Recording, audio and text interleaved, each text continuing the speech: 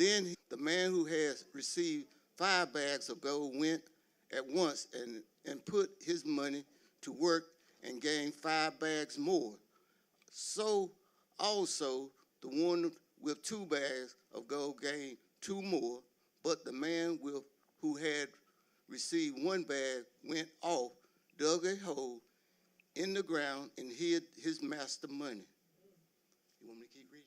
Keep reading. Okay. After a long time, the master of those servants returned and settled account with them. The man who had received 5 bags of gold brought the other 5. The master said, "You entrusted me with 5 bags of gold. See, I have gained 5 more." His master replied, "Well done, good and faithful servant. You have been faithful with a few things. I will put you in charge of many things. Come and share your master's happiness." The man with 2 bags of gold also came. The master said, "You entrusted me with 2 bags of gold. See, I have gained 2 more." His master replied, "Well done, good and faithful servant. You have been faithful with a few things. I will put you in charge of many things. Come and share your master's happiness." Then the man who had received 1 bag of gold came. "Master," he said, "I knew that you are a hard man, harvest where you have not sowed, and gather where you have not scattered seed. So I was afraid and went out and hid your gold in the ground. See, here what belonged to you." His master replied, "You wicked, lazy servant. So you knew that I harvest where I have not sown and gather where I have not scattered seeds. Well, then you should have put my money on deposit and with the bank. So when I return, I would have received it back with interest." So, saying that, here you go. I think we all got the insight of what we need to do with our money, and if we can't, then this is why we're here today. Amen. Yep. Amen. Yeah, no, that was a long passage, but yeah, basically, all of us are given. God gives us the ability to create resources, whether it's money, He gives us talents, He gives us resources. It's our job to multiply those resources, increase those resources. Now, there's things we can do, steps that we can take to increase those resources, other steps we can take to go the opposite direction. Now, we notice that the servant that was given 1 bag, he didn't do anything. He just buried it and ended up at the end.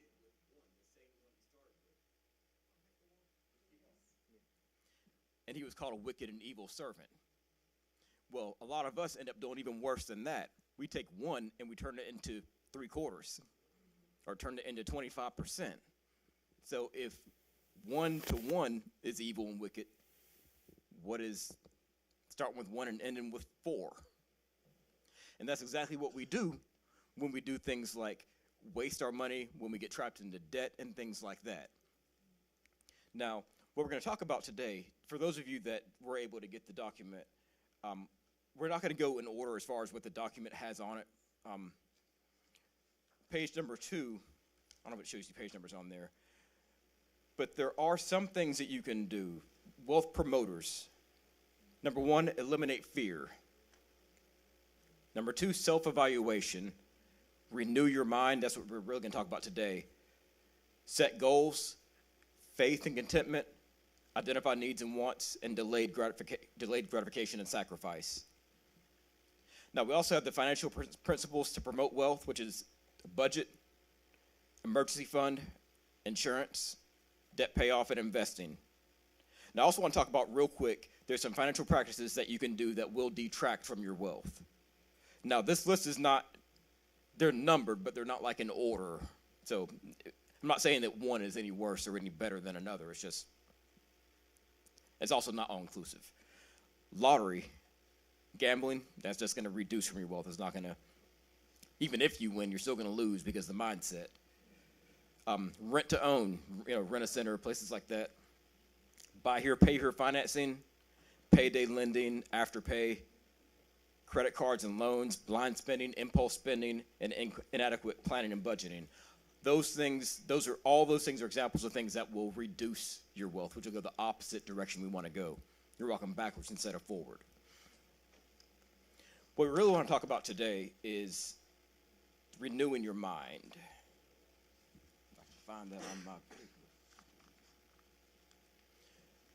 This is on page 21, if it shows you page numbers. And Romans 12:2. Do not conform to the pattern of this world, but be transformed by the renewing of your mind. Then you will be able to test and approve what God's will is, his good, pleasing, and perfect will.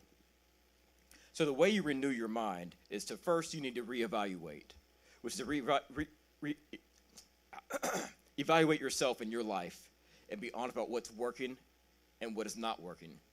We've all made mistakes. That's okay. You're going to continue to make new mistakes. That's okay. What is not okay is to continually make the same mistake over and over and over and over again. So make a mistake, learn from it, move forward, make a new mistake, and then learn from that, and then make a new mistake and learn from that. So you want to always reevaluate yourself, what you've done, what has worked, what has not worked. Next, you need to be able to release. By that I mean be willing to let things go that aren't working. There's some things that we do that just don't end up the way we wanted them to. Let it go. It's okay. After you release, you got to replace. You can't just pour it out. You have to pour something good in. So fill your mind with new information. Read books, listen to educational and inspirational podcasts, develop a thirst for knowledge and wisdom. You should always continually be learning. I mean, spiritually and also naturally.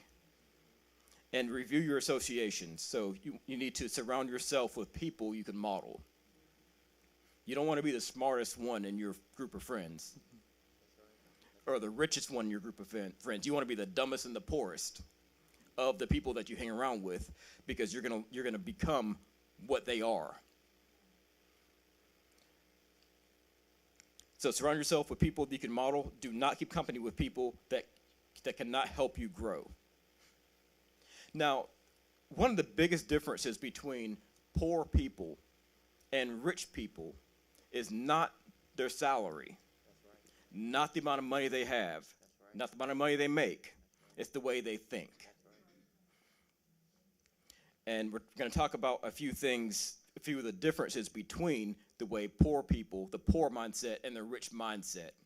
Because if you don't have any money, but you have a rich mindset, you're not going to remain poor forever. That's right. And if you do have a lot of money and you have a poor mindset, you will be broke very quickly. That's right. Look at all the lottery winners that win millions of dollars. 10 million, 100 million, maybe even more than that, and they're broke. And how quickly? 3-4 years? And you win $50 million and you're broke in 4 years or 5 years? When the rest of us don't even make that in a whole lifetime? How can you possibly? I don't get it. How is that possible? So the first thing on this list is resourcefulness. A rich mindset understands that the first goal is to gain a surplus of resources, then use that surplus to meet goals quicker, such as pay off debt. I'll give you an example. I'll use myself as an example. I got laid off last year. I ended up getting a new job a few months later. My current salary is more than my previous salary. And my wife will tell you about this and probably complain that we have not increased our lifestyle at all, even though I'm making more money than I was before. In fact, I reduced it a little bit. Remember my Jeep? I love that Jeep, y'all. No, it's okay. But I sold it. And I bought an old cash car because I would rather do something else with the money. That's right. A poor mindset does the opposite. They immediately see a surplus as an opportunity for consumption and inflates its lifestyle. That's right. So you get a raise, you're making $1,000 extra. You're thinking, what can I buy with this $1,000? That's right. Can I buy a new car, new clothes, new house, new shoes? What can I do to spend this money? That's what poor people think. Whereas a rich person gets that $1,000 bonus or that $1,000 raise, and they're thinking, how can I meet my goals faster? Is it paying off this debt faster? Is it whatever? But how can I achieve my goals faster? Now, how can you achieve goals if you don't have goals?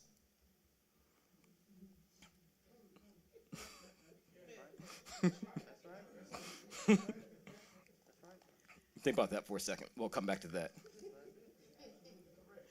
Now, the next thing that rich people do, and when I say rich people, I'm talking about people that go to this church that you don't even know are millionaires. That's right. I'm not talking about people you see on TV, people you see on driving Lamborghinis and going to Dubai. And I'm not talking about that. I'm talking about regular, average people that you think are regular and average, but have made good decisions and are doing a lot better than you will ever know they're doing. Yes, sir. And I would just like to admit, my mother-in-law and my father-in-law, they're millionaires. But if you see them, they don't look like millionaires. Why? Because millions doesn't count how much money you have in your bank account. They have paid off their house, and their house is debt-free.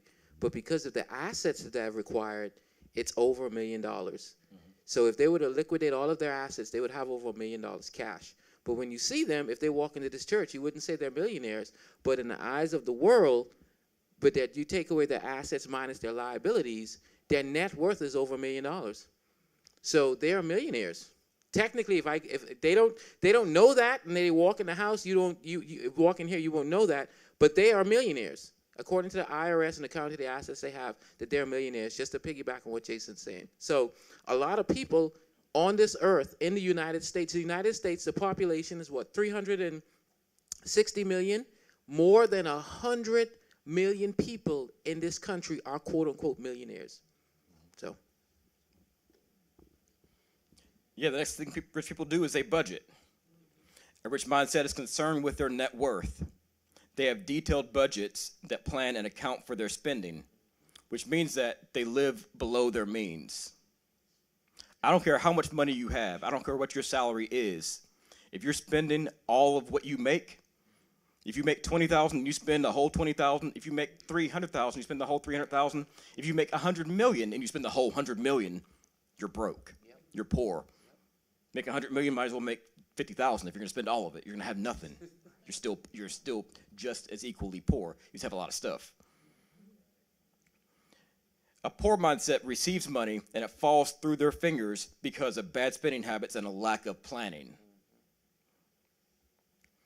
The next thing rich people do is with debt. A rich mindset sometimes uses debt to acquire assets that produce more money.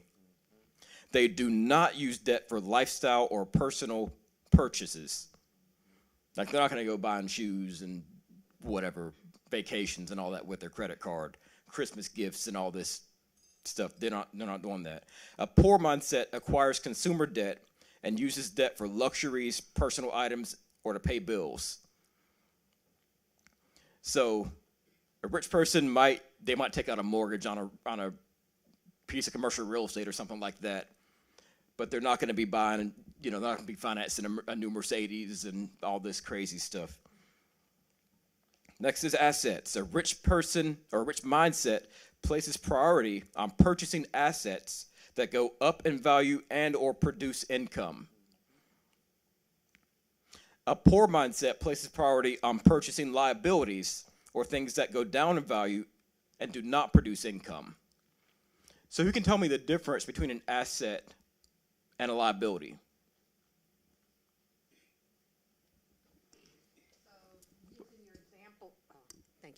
Using your example, a liability would be going to purchase a car, whereas an asset might be buying stock or buying property or buying something that's going to increase in value. Why is a car a liability? Because the minute you drive it off, it's going to depreciate in value. It's going to cost you in maintenance and all that other stuff. So I've been told that if you're going to buy a car, if you can, just get a putt-putt. You don't necessarily need all the bells and whistles. You need something to get you from point A to point B, and you use the extra to go into your investments, your assets, that kind of stuff. That's right. Cars go down in value.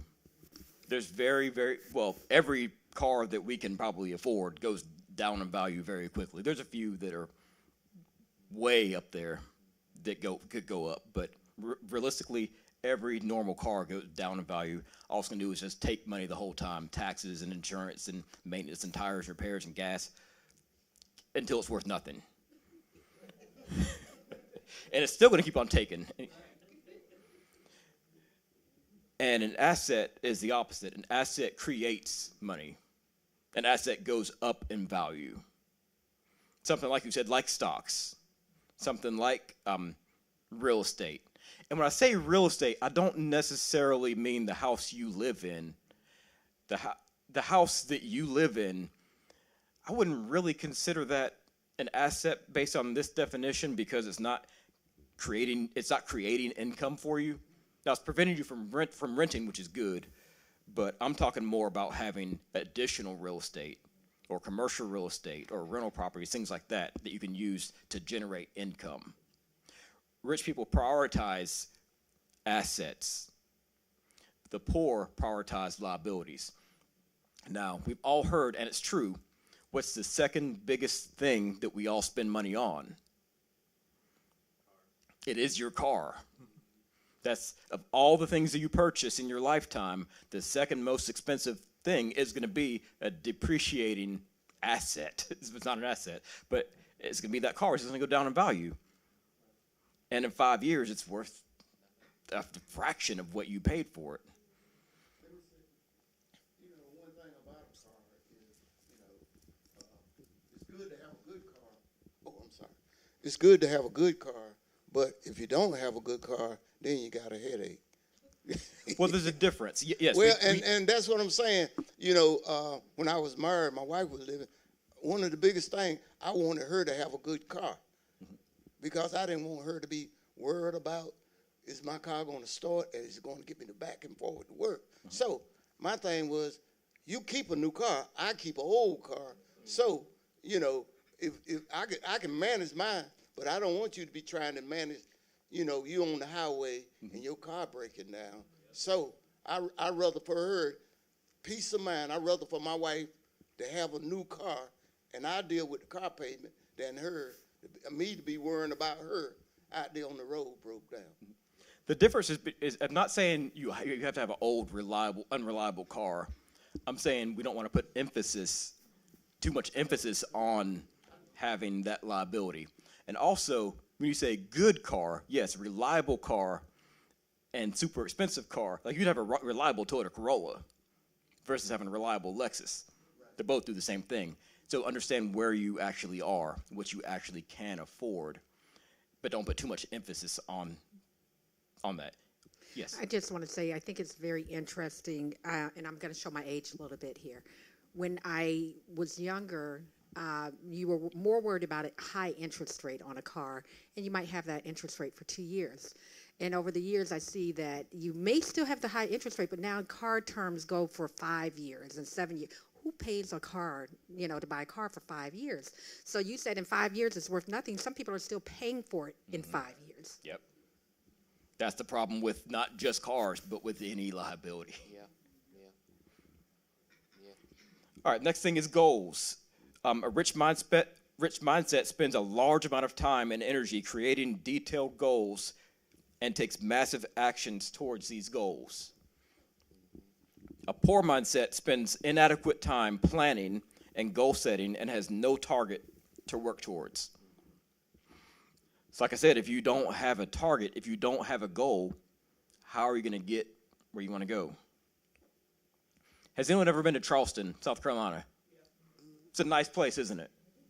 So imagine if you get in your car and your plan is to go to Dallas, Texas, and you just start driving. You don't look at a map or GPS, you just start driving. And you end up in Charleston, South Carolina.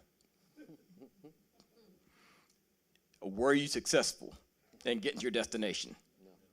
Even though you ended up in a nice place, you still failed because you didn't get where you're planning on going. And it's the same way with every single thing in our lives. Now, we know that God is in control over everything. We know that God orders our steps, and whether something happens or not is really up to God.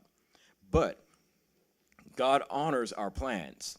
And there's some things in our life that God might be kind of indifferent about. Like it's okay if we do certain things. We can make plans. Now, we can't be so rigid that we don't let God in, but we have to develop that plan. If we don't develop that plan, we're not going to go anywhere. I saw a hand. Yes. Yeah, I was saying, you said develop plans. So me and my wife sat down last night on the couch developing our plans, because our plan is, what the Bible said, save money up for our kids' kids. So we're developing plans now for that, on top of insurance and everything. He said, like my father passed recently, and his house was in order. So it brought my remembrance, like, hey, you need to get your house in order too. Mm-hmm. So you have to get your plans ready so your kids' kids can have what you accumulated in life. That's very good. And with those goals, you want your goals to be something you can actually work towards. Yeah, Sonny? Yeah. I promise this will be my last one. No, we don't have to be the last one. It's very interesting that you mentioned insurance, Sean. We had a conversation yesterday at work about people leaving insurance and leaving an inheritance for their family. And I think in Black culture, there's this taboo that we don't want someone to benefit from our death. And Xavier and I differ on this point of view. My feeling is that if I can leave something for someone to make it a little bit easier, why not? I think white families tend to have that mindset going in that I'm going to leave something for the next generation. And I think, like I told Xavier, wouldn't have it helped if someone had left us 5,000, 10,000, anything would have just put us a little bit further. And I wish there would be more of a shift in our mindset about the purpose of insurance. It's not only enough to bury you, but it's also enough to cover whatever you would have contributed to your household. And why not leave something to someone you love? Yep, it's called creating a legacy. Yes, ma'am.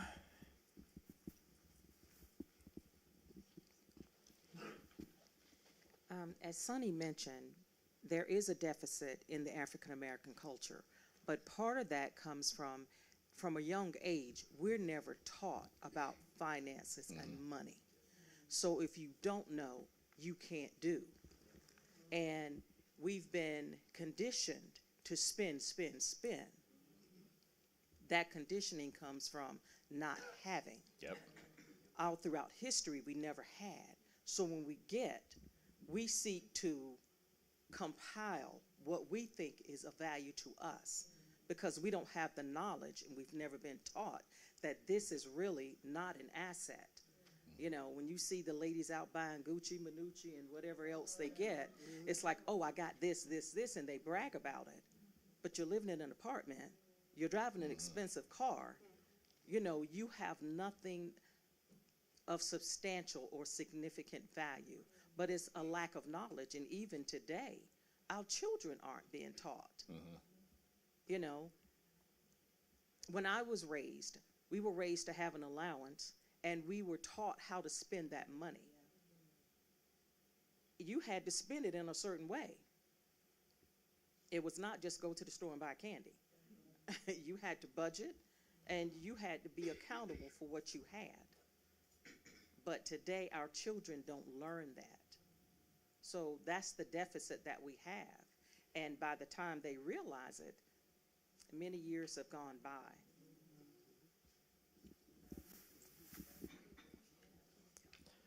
Sad but true.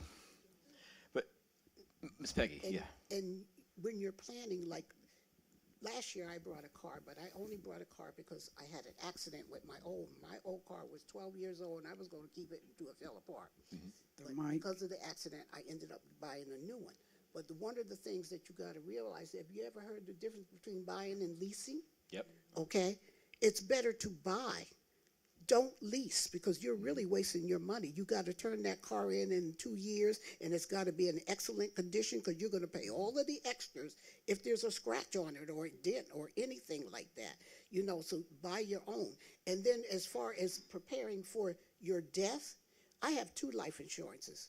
I'm also planning this year, I've already been talking, I want to be cremated.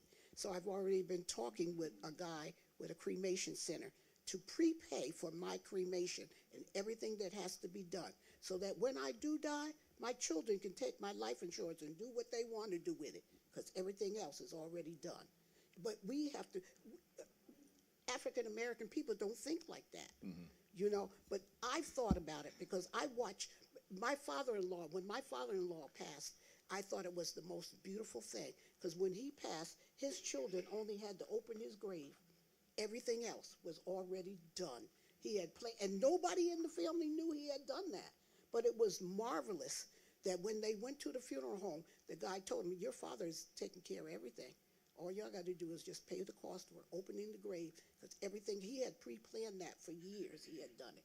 And so that's what put in my head, you know, I don't have a lot of money, but what I do have, I can work it out so that I can prepay and do things so that my children won't be left with my debts. Yeah, in wealthier communities, you'll see families making preparations and leaving the next generation better off than where they were. And it's not that we don't have the desire to do that or the heart to do that, but like you said, we just don't know how to do that. We've always had nothing.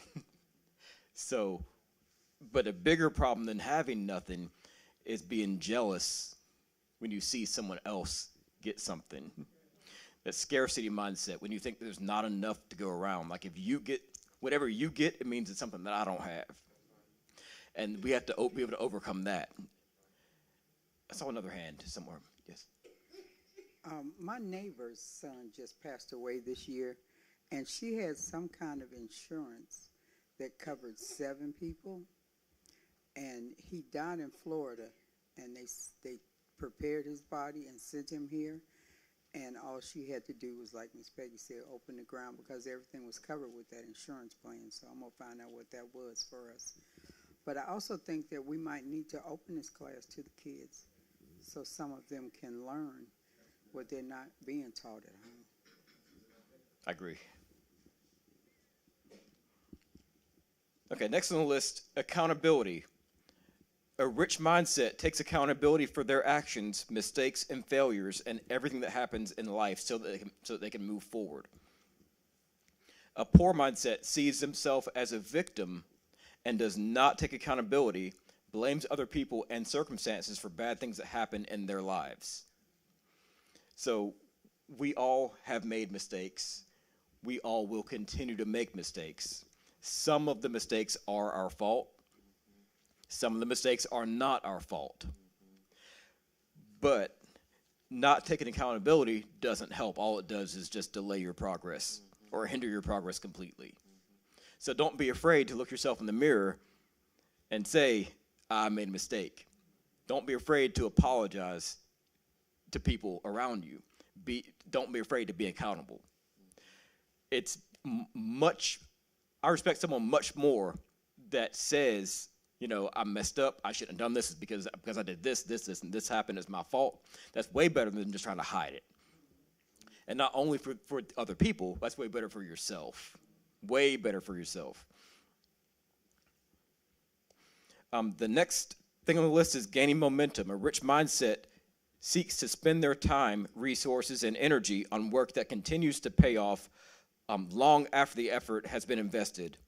A rich mindset is all about getting a flywheel spinning and building momentum. And they are creating systems that continue to generate wealth. Whereas a poor mindset is all about short-term returns, hours for dollars, resources invested without an immediate return, or resources wasted. One more thing before I see the two of you. So with any sort of asset, like let's take real estate, for example. If you were to buy a rental property, a house that you can rent out to another tenant, okay? That house is going to cost you hundreds of thousands of dollars. Let's say if it costs $300,000, okay? And then you rent it out, you put some tenants in it. Let's say their rent they pay you is $2,000 a month. How long will it take you to get that $300,000 back on $2,000 a month? A long time. A very long time. And a poor person will look at that and say, why am I going to spend $300,000 to make $2,000? That's not even $2,000 because there's other expenses. But the rich mindset will look at that long term. They won't see, okay, next year or next month we'll make money. They see 15 years from now, this house will be worth $600,000 and it'll be paid off, and I'll have that. So they look forward. They're not always looking for short-term gain. They're not always looking for what does this do for me today. They look at what does this do for me 5, 10, 15, 20 years from now. What does this do for my children, their children? So, Sean? So I'm going to piggyback off what Vanessa said and what Miss Brenda said. It's about the kids. Vanessa said we didn't have the knowledge, and she said the kids should be in here. And you brought up, you said a word, go forward, kind of like compound interest. It's kind of like you're saying, if you can get a kid that's 14 years old and you open up an investment account for them, by the time they're our age, they might be multimillionaires. They will be. Yeah, so instead of giving your kids their allowance, if you're going to give your kid $50, give them $25. Take out the $25 and put it in an account for them. They need to know it, and you need to do it for them. So by the time they get our age, because I told somebody, if I knew what I knew now, at 10, 11 years old, I wouldn't be here. I'd be in some Miami somewhere in the But that's the knowledge the knowledge is out here now. We just need to have the kids and the grown-ups learn it and then institute it. That's what we need to do. Because compound interest is, the earlier that you invest, the more money you have by the time you might retire at 40, 50 years old instead of 65 or 75. And by the time you get that age, you're too tired to do anything. Oh, next, actually, Miss Paulette. I just wanted to say what Brenda was talking about. I know that plan where you can have 7 people on a burial plan, and it was $50 for North Carolina, but it just went up to $70 because of the high inflation rate. So it's called Assured for Life. It's called Assured for Life. That's one of the plans that I was told about. Because I did buy into that plan. I was paying $50, and I have like 5 people on that plan. So if they was to pass away, don't worry about it. If they was to pass away, it would cover their burial. And if me, as being the owner of that plan, they would fly me if I need to fly to a different state. But they wouldn't fly everybody else, but they would fly me and would pay for that burial. And even if 3 people, let's say, died in a car accident that's on my plan, it would cover for each person. Well, that's something I'm doing. So it's like I think I heard someone else say, I think it was Miss Peggy, I also have insurance, life insurance for my husband, and we have on each other, whatever, and for my daughter. But so if something happened to us, she can use that Assured for Life plan to pay for us, it'll pay for us automatically to be buried. But then with the insurance money, she will have that and my grandchildren and my other daughter. So 2 things. One is when it comes to insurance, a lot of people think I have to take out a policy on someone else, so if they die, whatever. But you can actually put someone as your beneficiary. And so that way, if something happens to you, you make sure that something goes to them. It's not always you have to take out a policy on someone. The other thing that I thought was interesting, I had a cousin move here from Florida some years ago, and I was telling her that my office is inside the Beltline and properties inside the Beltline cost $60,000 to $100,000 more than the same size property in Southeast Raleigh or, different parts of Raleigh. And she's like, well, it sounds like you want to buy property in the less expensive areas. And I had to explain to her, no, you want to buy them inside the Beltline where it's going to appreciate quicker for your money. So, yeah, it may cost more, but my office property has almost doubled in less than 10 years, where our home has taken 20 years to get to the same amount of appreciation that my office property did. Yeah, that's a perfect example. Because, it costs more today, but you can look forward at the future benefit, and that's what the way a rich person would think, not the way a poor person would think. Yes, Stephen? And as we talk about the mindset, and thank God I developed this mentality a while ago, you have to realize, especially if you're a business owner, you have to spend money to make money. There's no way in the world you can, and that's where we talked about the return on the investment. You spend money to make money. The old adage in business, buy low, sell high. You buy a piece of bubble gum for a penny, you sell it for 10 cents. Buy low, sell high. but you have to put that initial investment in. But again, it's still an investment, and that means you take money that you set aside, that if the business fails, your whole world does not come crumbling down. So what a lot of people do is they hear about these quick, rich schemes, quote unquote, business ideas. They take money that they need to pay their bills, and they go rush in with these schemes, and then when it collapses, like these pyramid schemes, then they put themselves in debt trying to rush out. The Bible talks about slow and steady gain. If it seems too good to be true, then it probably is. And so just want to put that caution out there. And Sonny is perfect example. You know, you have to count the cost before you take a dive into it. And real estate is something, I don't care how long real estate has never failed. It's gone up, it's gone down, but real estate has always produced a positive turn on an investment. So, Sonny, I heard what you said about where to buy property and buying it inside and the outside of the belt line. That's not always true, because it does depend on, you can buy property on the inside of the belt line and you think will appreciate faster than the outside, but it won't, because of where you live and who lives around you. That plays a big point in your property appreciating and depreciating, is the area that you're in. So you can buy a house in a $500,000 neighborhood, and I can go buy a house in a $200,000 neighborhood, and my house will appreciate faster than yours because of the people that you're around. So. And I agree, but I'm talking about I agree. I'm talking about the track record of the investment. So it's not just the neighborhood. It's looking at how quickly things appreciate, how much they're developing the area. You know, because if you do buy outside the belt line and they're developing that, and they're going to put it, so it really depends. You have to do your homework. But what I was saying to her is, if you're going to go buy in a cheaper neighborhood, doesn't necessarily, you're looking at the cost that I can get 2 houses for the price of 1 inside this neighborhood. And I'm saying, how long is it going to take those 2 properties to appreciate and give you the value of the 1 property you could get in the more expensive?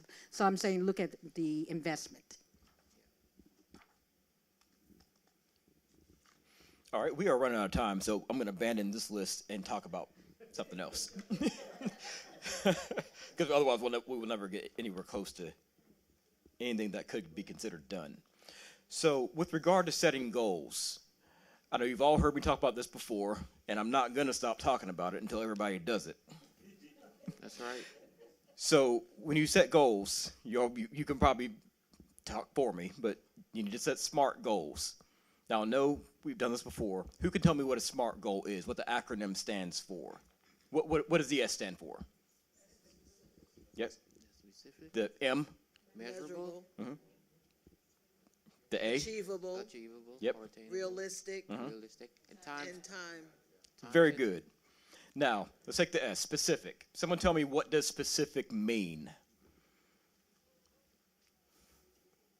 It's well defined. You know what you want to do. It's a specific goal is pay off this credit card. That's specific. Bring this credit card down to 0. And measurable. Using that same example of paying off a credit card, how would you make that goal measurable? Time frame? Well, time frame would actually be more time bound. That would be more the T. But yes, how much you put towards it.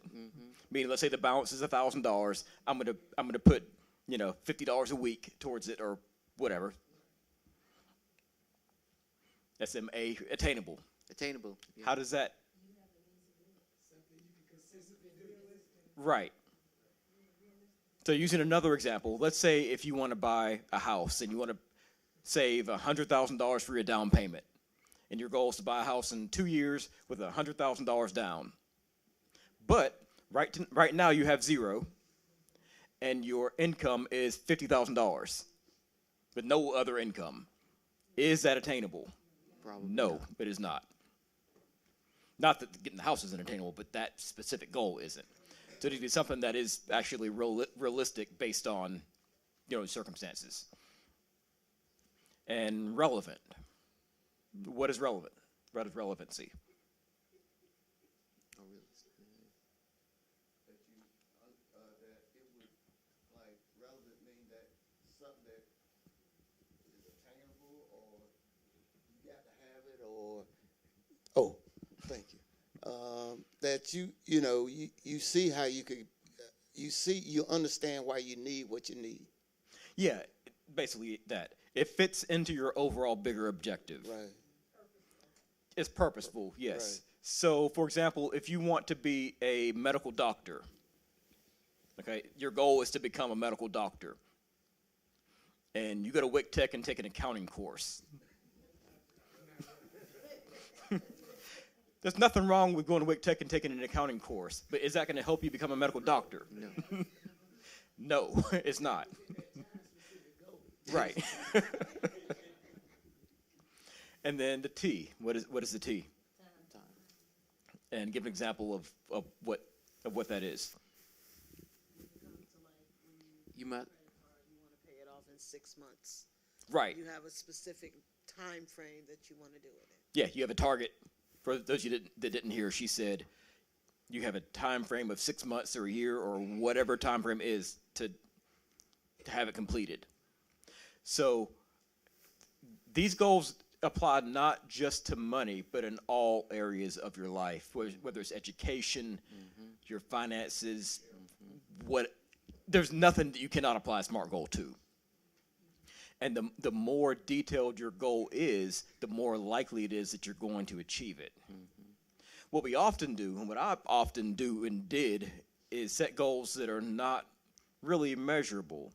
Something like, they might be realistic, but they're not. For example, I want to save money. What does that mean? If you save $1, if you end the year with $1 more in your account than you had in the beginning, you saved money.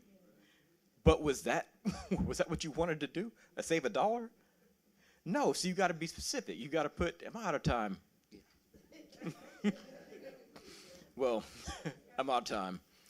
So come back next week, and please, next Sunday, the person sitting next to you, try to implore them to stay, because this room was packed during 9:30 service. I know I'm preaching to the choir, but try to get the person sitting next to you to stay for class next week, because other people I know that need to hear this, and we want everyone to grow.